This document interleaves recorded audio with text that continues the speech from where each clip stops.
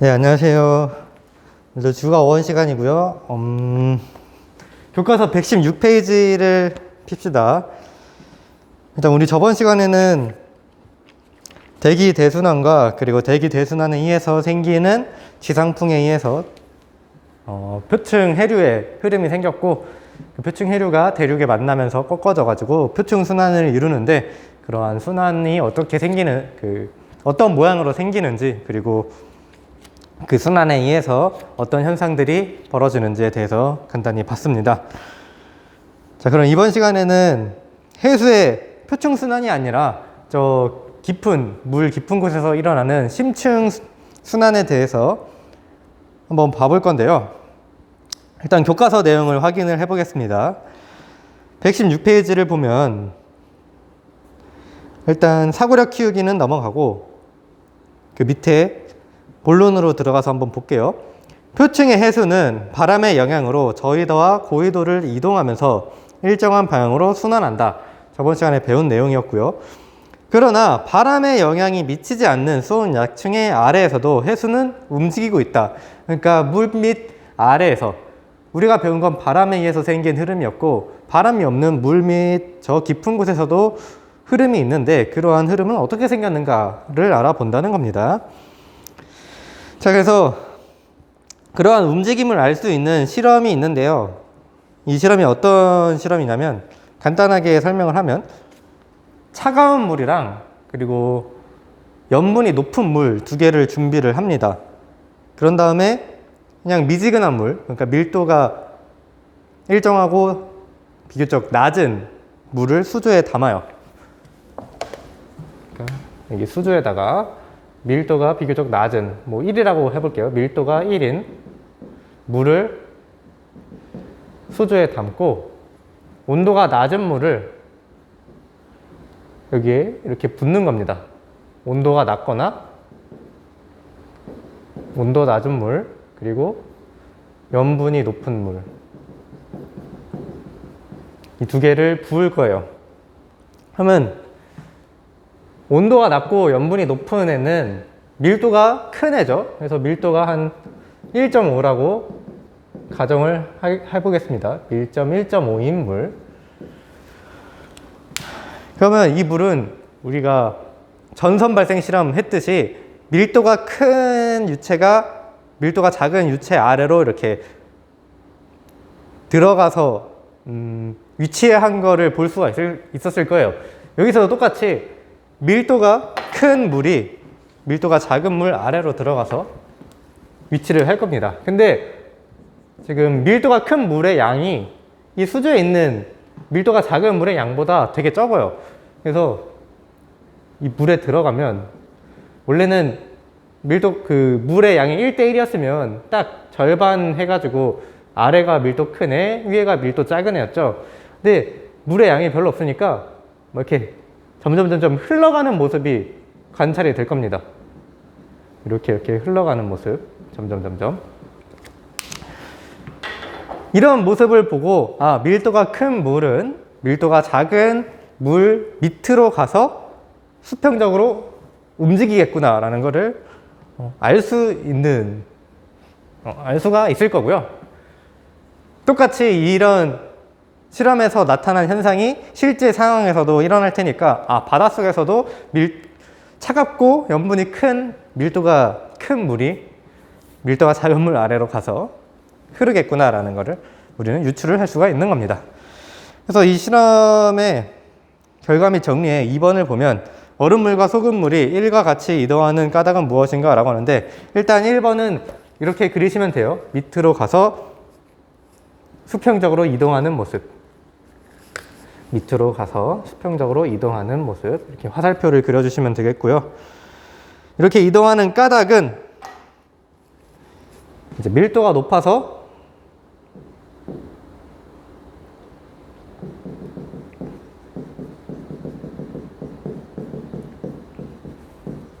아래로 가라앉아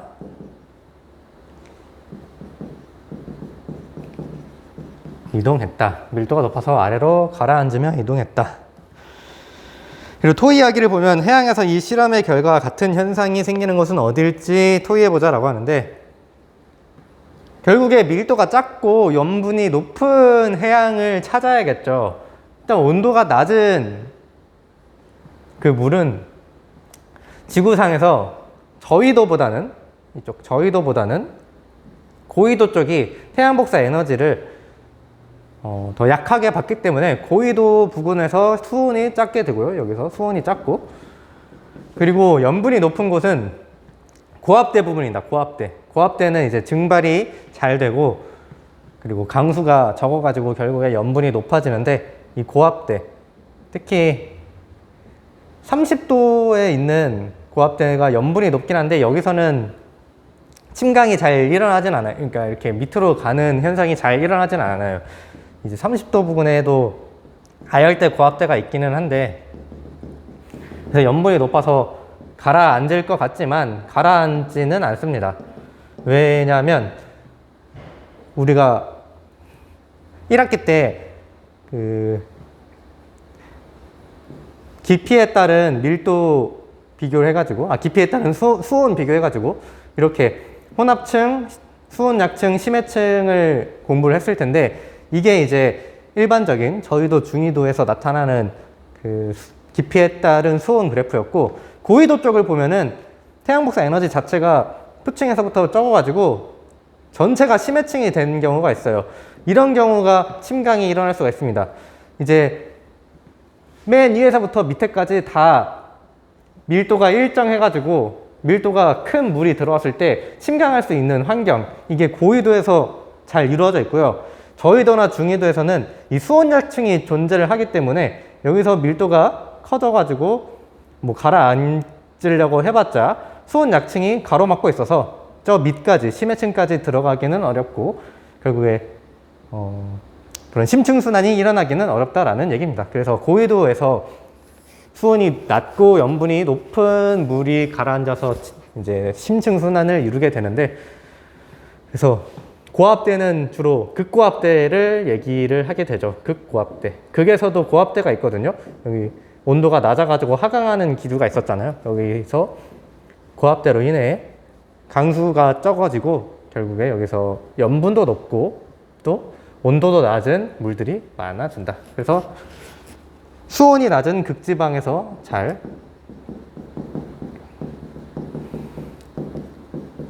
이 실험에서 일어난 현상들이 발생을 할 거고요. 또 증발이 잘 일어나는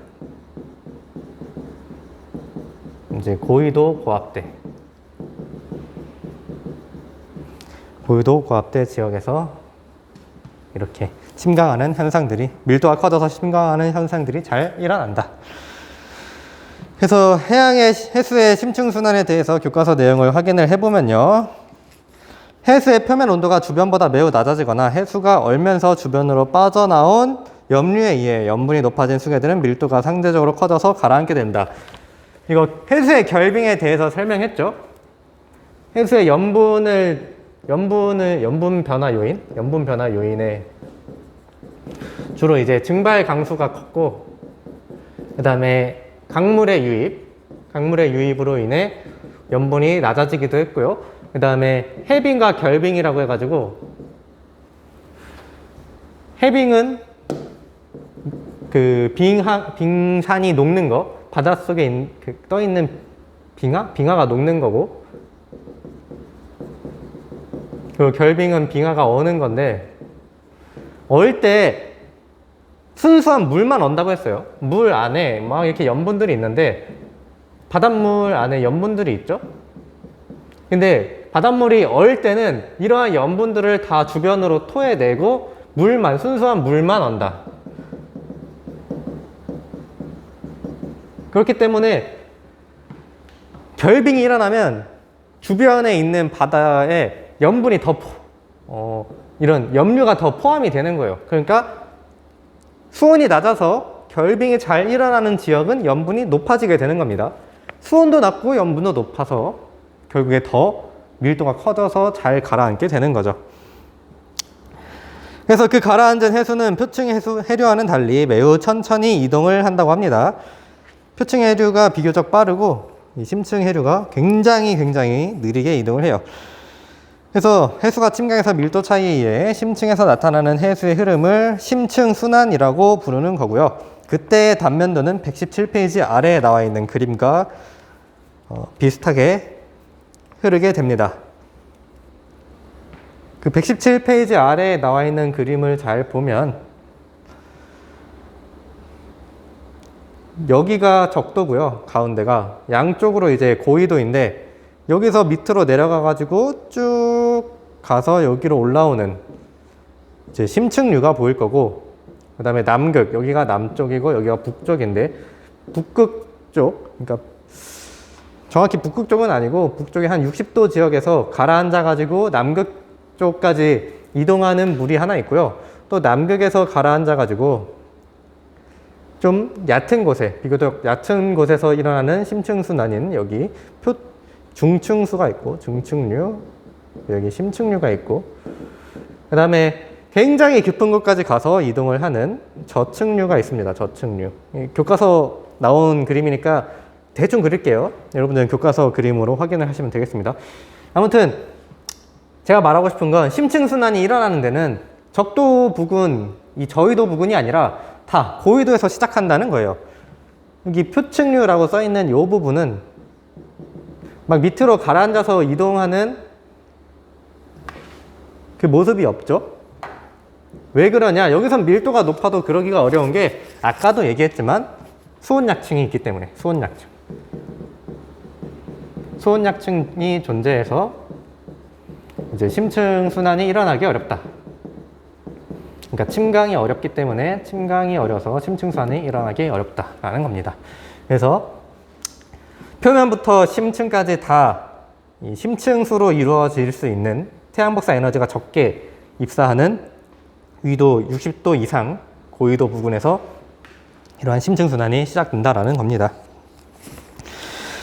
그리고 117페이지 오른쪽에 조그만 내용을 보시면 심층순환을 밀도류 또는 열염순환이라고도 부른다고 하는데, 그 이유는 밀도 때문에 일어나는 순환이라서 밀도류라고 부르는 거고요. 또 그 밀도는 열이랑 염분에 의해서 정해지기 때문에 열염순환이라고도 부른다는 겁니다.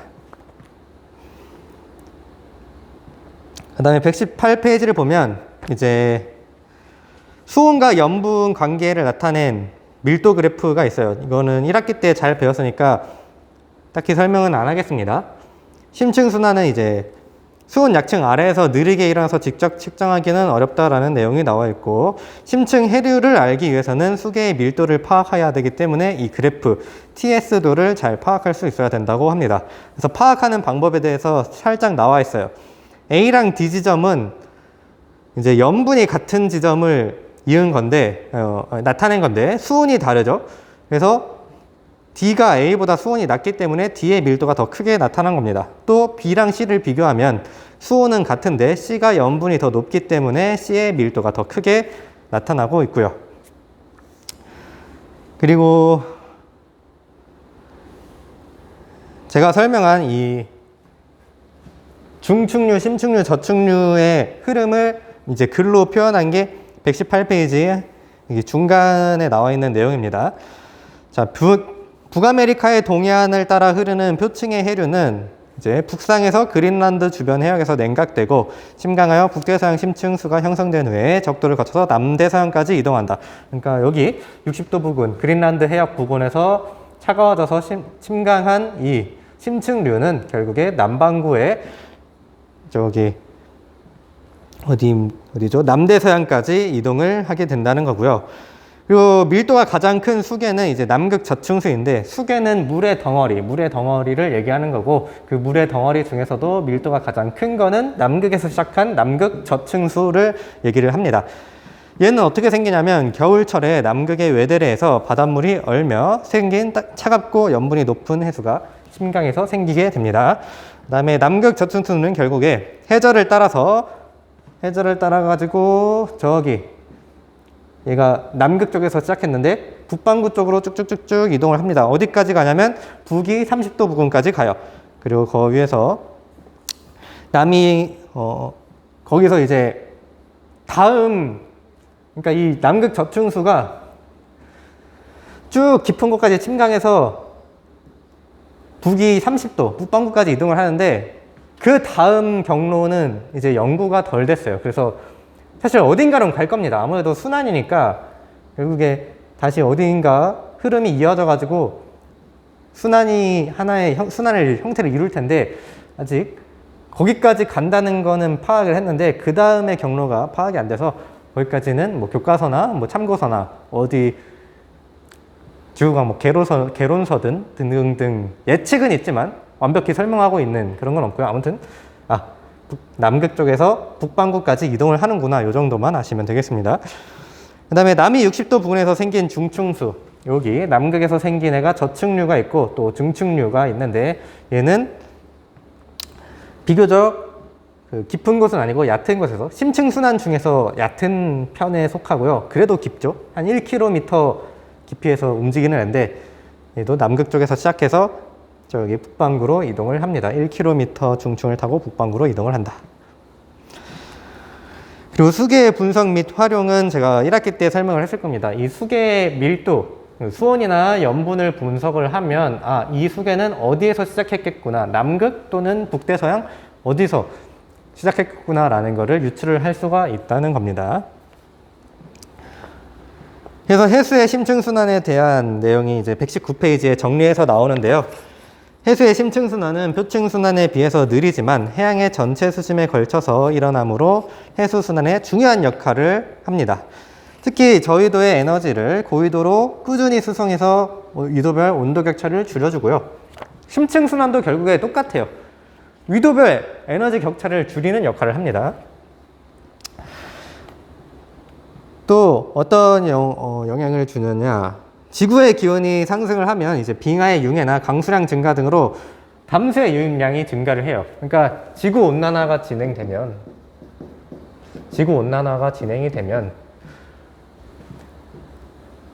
육지에 있던 빙하들, 뭐 산꼭대기에 녹지 않는 물들 있죠. 걔네들도 녹기 시작한다는 거예요. 그래서 걔네가 흘러가지고 바닷속으로 가죠. 강물이 유입되고, 또 바다에 떠있던 빙하들도 이제 녹아버리는 해빙이 일어나서 또 바닷속으로 이제 순수한 물들이 막 유입이 됩니다. 그러면 결국에 바닷물의 염분은 낮아지게 되고요.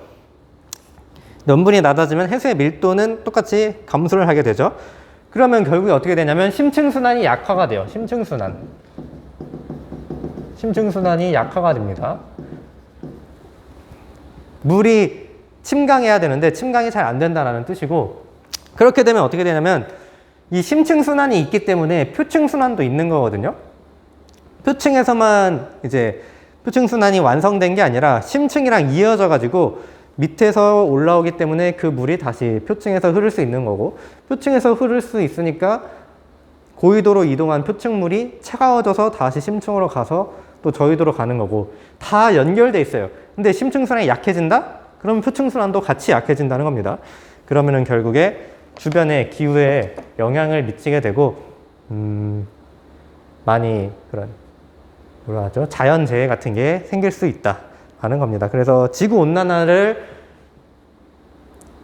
예방, 대처, 아무튼 지구온난화에서 벗어나기 위해서 인간이 노력해야 하는 이유도 엄청나게 이런 심층순환 약화로 인해서 생기는 뭐 기후변화뿐만 아니라 그냥 지구온난화로 인해서 생길 수 있는 여러 현상들이 굉장히 중복돼서 많습니다. 아무튼 그 지구온난화라는 현상 하나로 일어날 수 있는, 야기될 수 있는 인간에게 해로운 일들이 많기 때문에 그게 인간이 잘 살기 위해서 지구온난화를 뭐 대비하고 대처하자는 그런 얘기를 계속 하고 있는 거고요. 이 심층순환도 똑같이 위험하니까 대비를 하자라는 겁니다.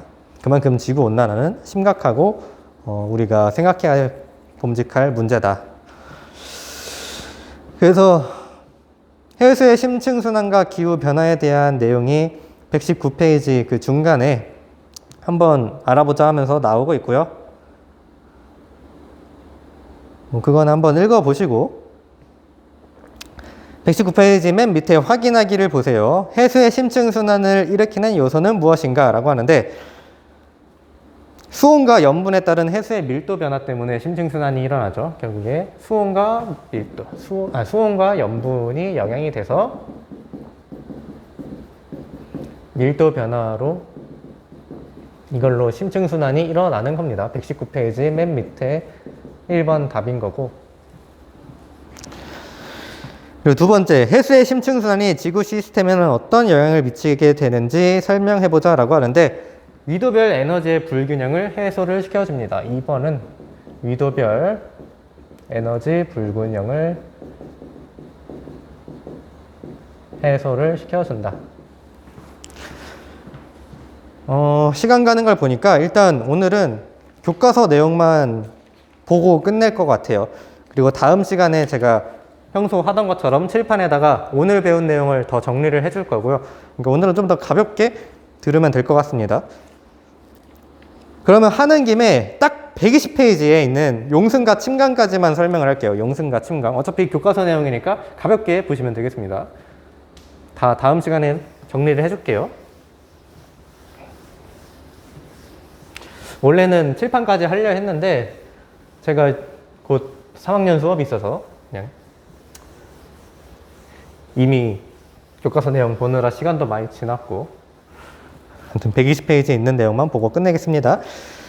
여기 보면 용승과 침강이라고 나오는데 용승이랑 침강이 뭔지만 알면 될 것 같아요. 교과서 내용으로는. 자, 표층 해수는 일단 수직적으로는 잘 섞이지 않는 안정한 구조를 유지하고 있습니다. 그러니까 표층에서만 잘 순환을, 그러니까 표층에서만 잘 움직일 수 있게 보시면 이론적으로는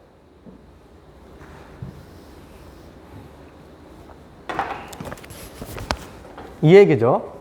수심에 따라서 온도가 낮아지는 형태, 그리고 바람에 의해서 혼합층이 생기고, 그리고 태양복사 에너지가, 바람도 다시 원래는 이제 태양복사 에너지 때문에 쭉 내려가다가 결국에 태양이 아예 도달하지 않는 곳에서는 온도가 일정한 이러한 그래프가 그려져야 되죠. 근데 바람 때문에 이 표층의 수온을 일정하게 유지시켜줘 가지고 혼합층이 나타나고, 결국에 수온약층이라는 곳에서부터 바람의 영향이 사라져서 태양복사 에너지가 덜 들어오는 정도에 따라서 온도가 계속 낮아지는 거고요.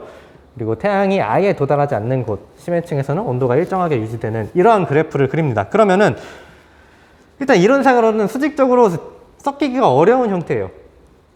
왜냐면 얘가 차가워졌다 쳐도 밑에 더 차가우니까. 그러니까 이론상으로는 뭐 차가워졌다 해서 밑으로 들어가지도 않고, 여기서 뭐 뜨거워졌다고 해도 위에 얘보다 더 뜨거운 애가 있으니까, 이 심해층이 조금 온도가 올라간다 하더라도 얘가 표면만큼 뜨거워져야 이 수온약층을 다 뚫고 올라올 수가 있는데, 그런 극적인 변화까지는 일어날 수가 없다는 거죠. 그래서 보통은 수직적으로 움직이기가 어려운 그런 형태를 띠고 있습니다. 근데 연안을 따라서 지속적으로 바람이 불면 표층 해수가 먼 바다 쪽으로 이동을 해가지고 아래에 있던 해수가 올라올 수가 있어요. 이런 온도 차이에 따라서 밀도 변화로 막 밀도가 커져서 가라앉고 밀도가 작아서 올라오고, 이런 수직적 움직임이 아니라 여기에 물이 있었는데 얘를 바람이 옆으로 치워버리는 거예요. 그러면 예를 들어 이렇게 네모가 있었습니다. 근데 바람이 이쪽으로 쭉 불어가지고, 사실은 이 바람 방향으로 이동하는 게 아니거든요. 결국에는 제가 에크만 수정에 대해서 얘기를 해야 될 것 같은데,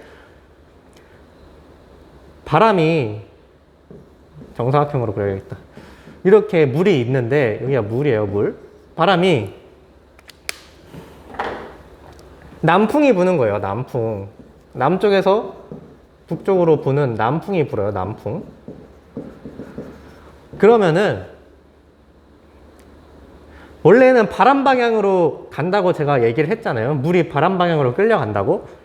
근데 사실 이것도 전향력 때문에 이동 방향이 오른쪽으로 이동을 합니다. 물이. 그래서 바람 방향이 오른쪽으로 이렇게 이동을 해요.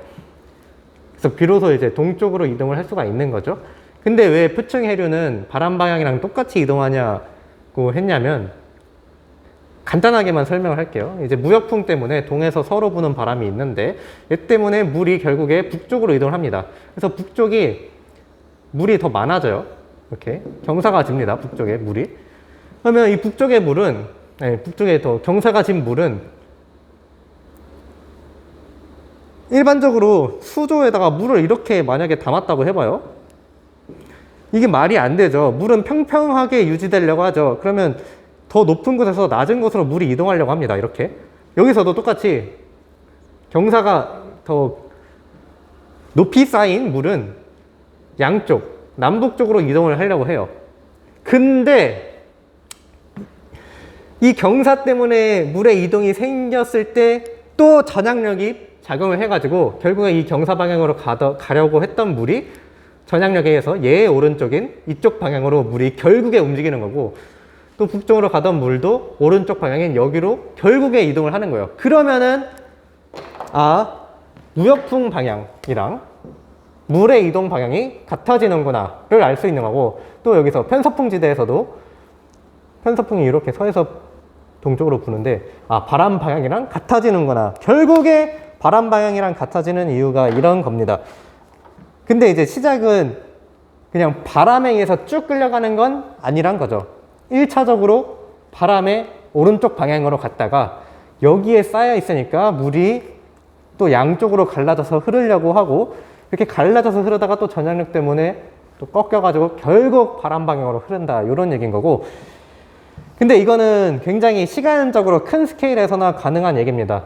결국에 경사가 쌓여서 다시 될 수 있는. 그래서 지구적인 그림에서는 이건데, 굉장히 지역적인 부분, 일부 우리나라의 동쪽이라던가 막 아주 시간적으로 짧은 스케일, 또 지역적으로 조그만 스케일에서는 이 바람 때문에 생긴 경사에서 두 번째로 다시 물이 꺾이는 것까지는 생각을 안 해도 돼요. 그냥 바람에 의해서 바람의 오른쪽으로 꺾여서 물에 이동한다고 생각하면 됩니다.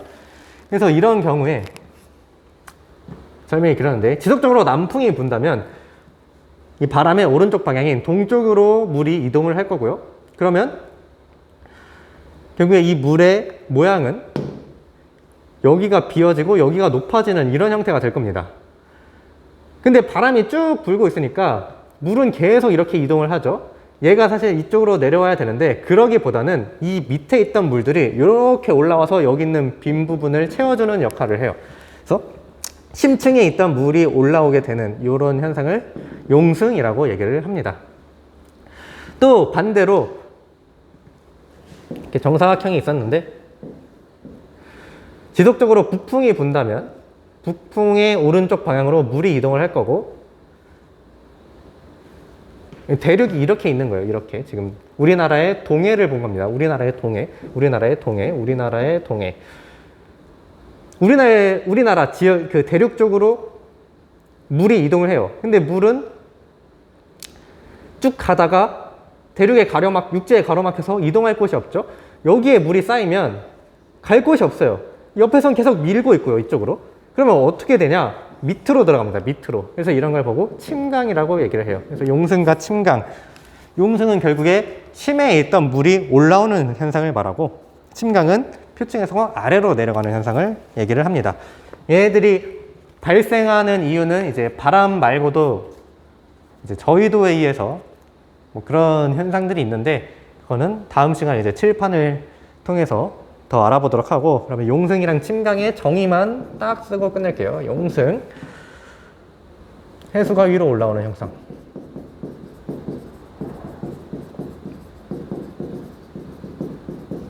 침강,